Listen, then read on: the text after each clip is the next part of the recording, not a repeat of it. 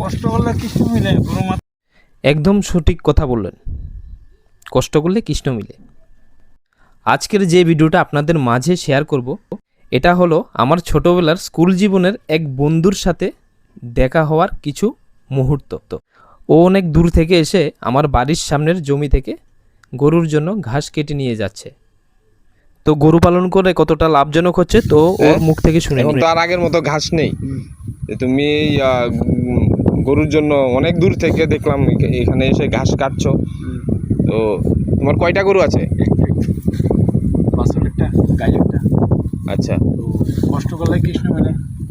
তো তারাও যেমন খাদ্য লাগে কষ্ট নয়, আমারও নিজে খাওয়ার লাগে কষ্ট হতো। কষ্ট করলে কৃষ্ণ মিলে। তো আমি তো যদি কর্মই না করি তো গরু কি করে খাবে না? ঠিক আছে রে। তো নিজের যেমন পেটে আছে আর তারা তো বাঁচাতে এই হবে না। গরু পালাটা কি এখন কিরকম টাকা খরচ করতে হয় গরুর নিচে কিরকম? মানে গরু পালা মানে কি এখন হয়েছে মানুষের সবচেয়ে হয়েছে যে দুধের লিটার হয়ে আছে 80 টাকা। হ্যাঁ। তো রোজ দিন যদি আমরা 500 করে দুধ খাই তাহলে মাসে 1200 টাকা। হ্যাঁ, তো কত দুধ থাকলে নিজের ফ্যামিলি খাইতে হবে বা নিজে ইয়ে হয়, কিন্তু লাভবান নেই। যে গরু হইলে লাভবান এমন না, অথচ একটু মানে দুধটা পাওয়া যায়। দুধটা পাওয়া যায়, এই আশা এর দূরই। এর চেয়ে বড় আশা নেই, কারণ গরু আগে লাভবান আসলো, এখন তো লাভবান নাই, এখন তো ঘাস নাই, গাছ নাই। কারণ গরু ছাড়া যায় না, গরুরা কিন্তু ছাড়া যায় না এখন। এখন পুরা দিনই বেঁধে রাখতে হয়, ঠিক না? তো তুমি যে ঘাস আজকে তো কাটলে, এটা কয় দিনের ঘাস হবে? গরু কতদিন খেতে পারবে এই ঘাসটা? একদিন না, 1.5 দিন না? তো এই ঘাসটা খেলে কি গরুর দুধটা একটু বাড়ে নাকি?